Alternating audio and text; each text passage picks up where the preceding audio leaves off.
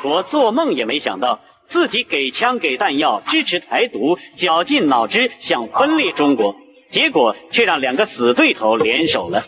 從1950年到1975年，長達25年的時間裡，毛主席和蔣介石雖然隔着台灣海峽對峙，但在反對美國分裂中國這件事上有着心照不宣的默契。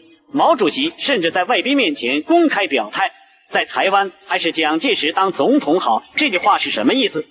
毛主席為什麼要給死對頭撐腰？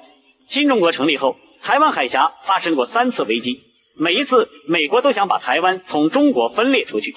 1950年朝鮮戰爭爆發，杜魯門以台灣地位未定論為由，派第7艦隊開進台灣海峽。1955年，美國又想通過聯合國把台灣問題國際化，搞化峽而治。1958年炮擊金門後，美國國務卿杜勒斯更是直接提出讓台灣放棄金門馬祖，徹底與大陸切割。美國人以為蔣介石會配合，畢竟他們在軍事上幫了蔣介石那麼多忙，但蔣介石的反應卻讓美國人大失所望。1950年，美國拋出台灣地位未定論後，蔣介石授權外長葉公超發表聲明，明確表示台灣是中國領土之一部分。國民黨接受美國防務計劃，不影響維護中國領土完整之立場。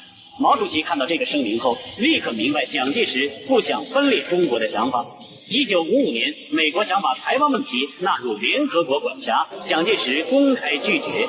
他對中外記者說，在4000餘年的中國歷史上，雖間有賣國賊、勾結敵寇、叛亂之事，但中華民族不久終歸於一統，大陸和台灣皆為中國領土之一部分，不容割裂。1958年，杜勒斯提出化峽而治方案，蔣介石當面駁斥。假如杜勒斯先生真的說了那句話，那也只是片面的聲明，我沒有任何義務來遵守它。毛主席看到蔣介石的這些表態後，直接在告台灣同胞書中寫道：美國人是靠不住的。這句話既是在提醒台灣同胞，更是在敲打蔣介石。美國人見蔣介石不配合兩個中國的方案，就想換掉他。他們在台灣扶植所謂的民主派，支持陳誠、胡適競選總統，而毛主席對此的態度是讓所有人都始料未及。他在接見外賓時公開表態，台灣是蔣介石當總統好，還是胡適好，還是陳誠好？我看還是蔣介石好。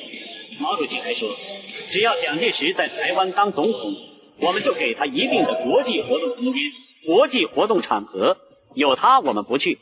不僅如此，還要讓他當得穩，給他一點兵。在反對分裂中國這件事上，蔣介石和毛主席的立場是一致的。與其讓一個親美派上台配合美國人搞分裂，不如讓蔣介石繼續當總統。這番話傳遍了國際社會。蔣介石最終在所謂總統選舉中獲勝，但毛主席的目標不僅僅是讓蔣介石當總統，他真正想做的是爭取蔣介石實現台灣和平回歸。為此，毛主席提出了一綱四目的方案。